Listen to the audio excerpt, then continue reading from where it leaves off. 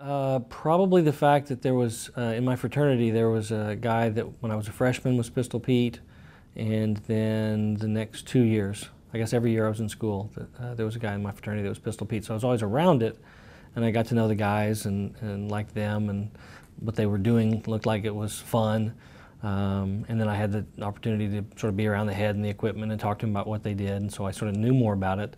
And I thought, being able to act crazy in front of a stadium full of people and people not know that it was me, it was appealing.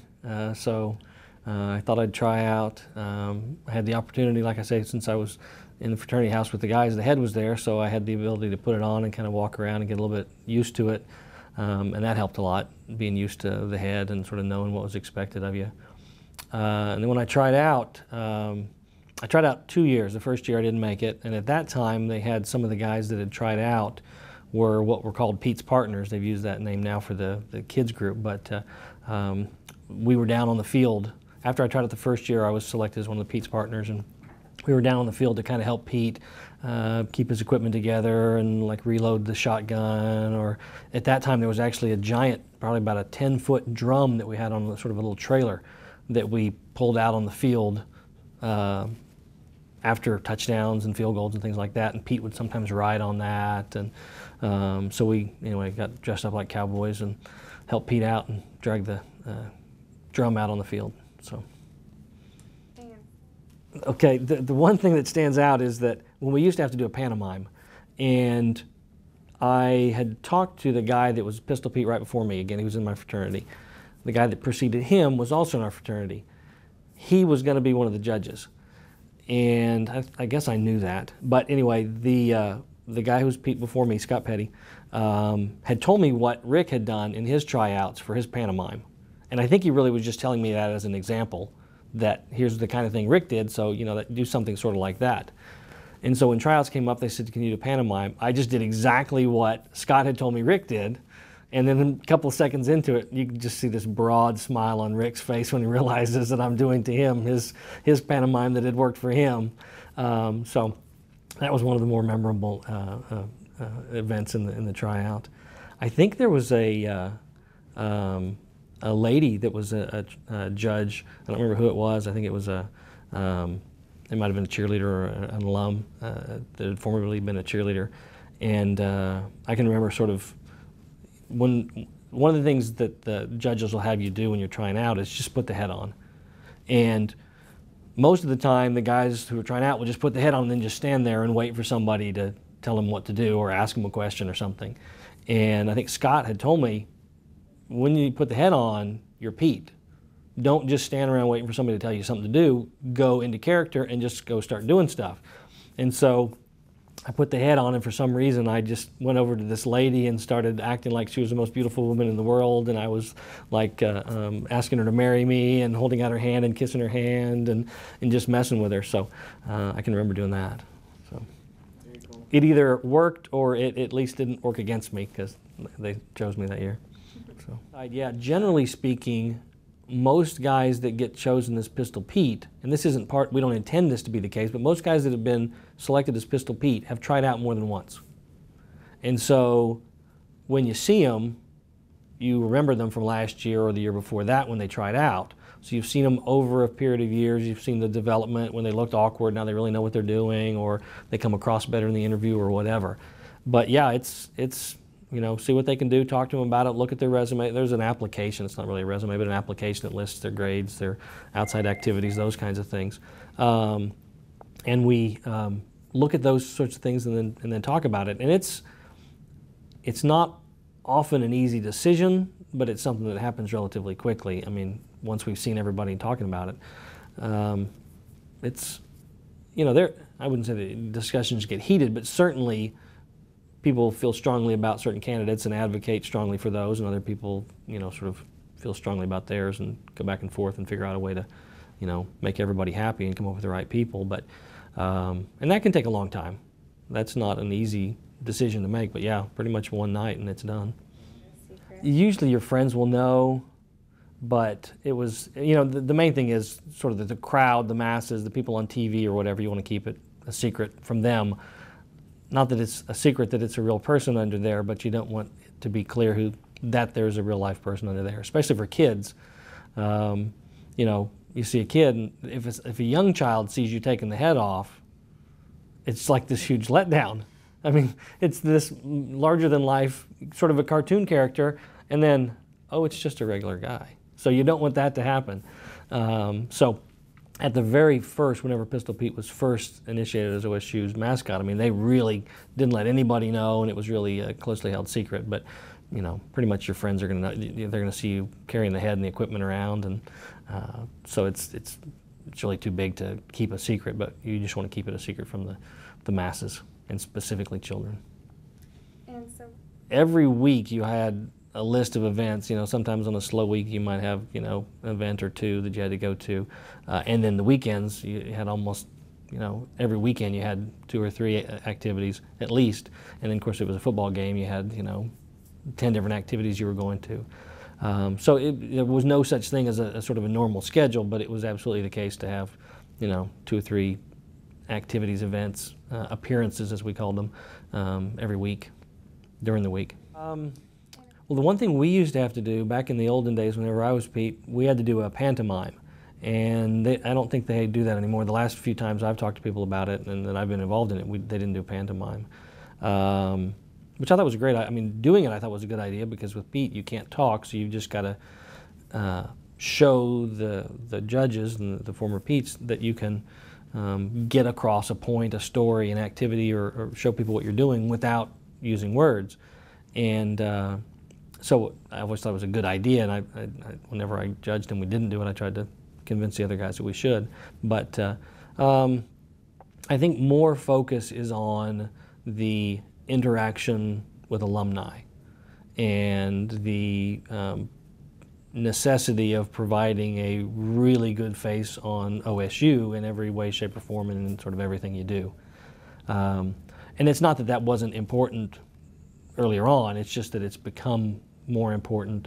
And two, I mean, you know, with the guns, you know, it's extremely important that, I mean, you're carrying a real live gun, so you got to be careful with that and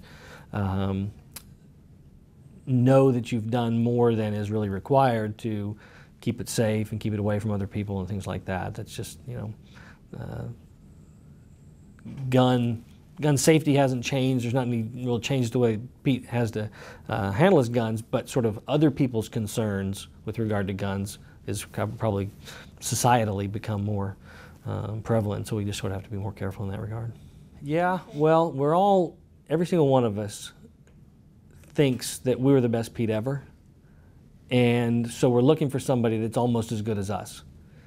And of course they're all wrong, because I'm the best one. So really they're just looking for somebody that does it like I did it. But no, I honestly, I think everybody's looking for something a little bit different. I mean, some of the older guys, which probably I'm closer to that than I really want to admit, but some of the older guys are looking for somebody that really sort of maybe is a cowboy and has some sort of roots and connection to agriculture and horses and cowboy boots and wranglers and that kind of thing. And for some of the younger guys, they're probably looking for people that are more actively involved in campus and have the ability to you know, speak eloquently and interact with alumni and make sure those connections are done, you know, the way the university would like them to be. So we're all sort of looking for somebody, though, that makes Pete look like what our image of Pete is, like visibly. However, you can pretty much coach somebody into sort of doing the Pete walk, and you know, once you put the 45 pounds on your head, you're going to look bow-legged anyway because it's so heavy. So it's not that hard to coach somebody into looking right. But you just, you know, you have to remind some of the guys sometimes that are trying out that, you know, this is a you know, 60, 70, 80-year-old cowboy you're impersonating. So bouncing around on the sideline like some other mascot might is not appropriate for Pete. You got to act like you're an old man that's got a gun on his hip and you're looking around for outlaws. But it's one of the things I try to tell the guys that it's become a trend every time there are tryouts that those of us that are in the Stillwater area that are former Petes get a whole bunch of phone calls and emails of people wanting to meet with us to talk to us about trying out. And I've always wondered if it's because they hope and or think that I might be a judge and then they're sort of getting some extra points ahead of time, or if it's that they just want advice from somebody that's been there and known, it sort of knows what to do. But every time I meet with somebody, I say, what you want to do is make sure that you don't leave any question in their mind that you're going to look right, meaning you're going to look the way Pistol Pete should look to them. So when you go to tryouts, wear jeans, wear a shirt, wear cowboy boots, belt and buckle. You want to look like a cowboy when you put that head on. You don't want to look like some guy that's dressed up right that's putting the Pistol Pete head on for the first time and you're kind of walking around and it's falling off and you're grabbing the chin and holding it onto your head. You want to have gone to the clinics that they have ahead of time and practiced in front of a mirror and walked the way Pistol Pete's going to walk. And then if you don't know how to do it, you get input from the present Petes. They're going to tell you how you do it so that you've practiced. So when you walk in at tryouts and they say put the head on, you already look like Pistol Pete. Because if you don't, they've got to figure out, is this person going to continue to look awkward because he looks awkward right now? So that's one of the things I always tell them you've got to do. Okay. Yeah, it's almost like a fraternity in that, again, we all think we're the best, but we all have this sort of unique connection, to the university. And it's, as you can probably imagine, it's a wild and crazy kind of a group of people. So it's, when the guys get together, it kind of turns into sort of a out-story each other or out-crazy each other, and so that's a lot of fun. But it really is a great connection. When we get back together, it's, hugs and handshakes and, how are the kids, and it's a great group of guys, though. Yeah, there's a belt buckle that all the Petes get. That's a really nicely handmade belt buckle. The ring is pretty big.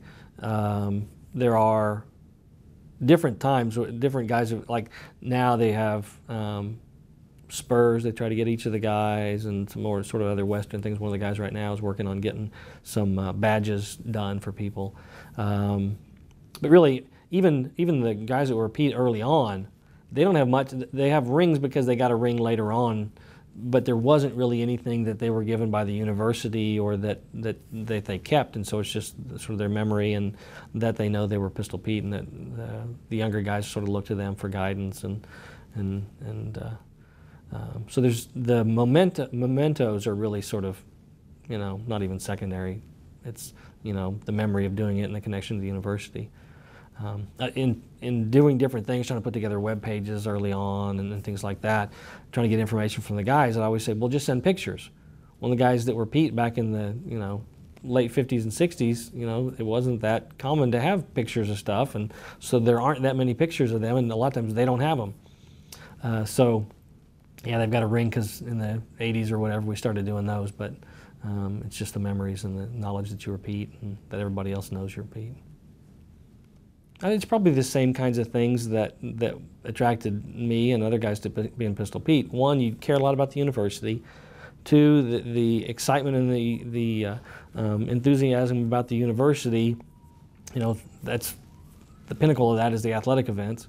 And then there's a lot of us that sort of like to be or liked to be the center of attention. And with some anonymity, that's even more fun. And two, as you sort of know more about Pistol Pete and what it's like to be Pistol Pete, the opportunity to promote your school, tell other people about it in a multitude of different ways, work with alumni, other people that love OSU, it just makes it a lot of fun. And it's sort of, even if you don't go into an arena like public relations or whatever, because of having done Pistol Pete, because everything you do is public relations for OSU, it just sort of opens up a lot of other doors through connections, through people that you've met, opportunities you've had. Just a multitude of different things. Everything from, you didn't ask this question, but when I was Pete, I did a Salvation Army bell ringing at Thanksgiving. That was a lot of fun. Did a Salvation Army church service. I didn't know they had church services. I didn't know they did activities like that for kids.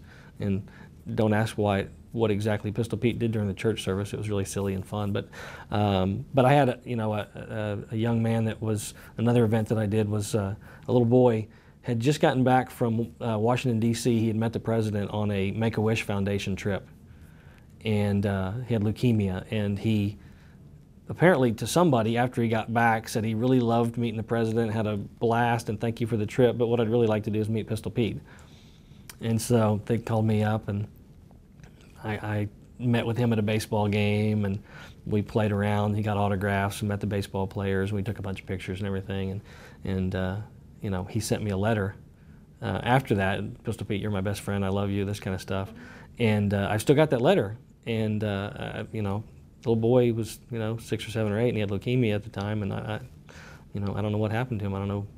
But in his life at that moment, meeting Pistol Pete, and me just by luck and good fortune being part of that, not because of me, but because of Pistol Pete, I got to be part of this awesome moment in this little kid's life.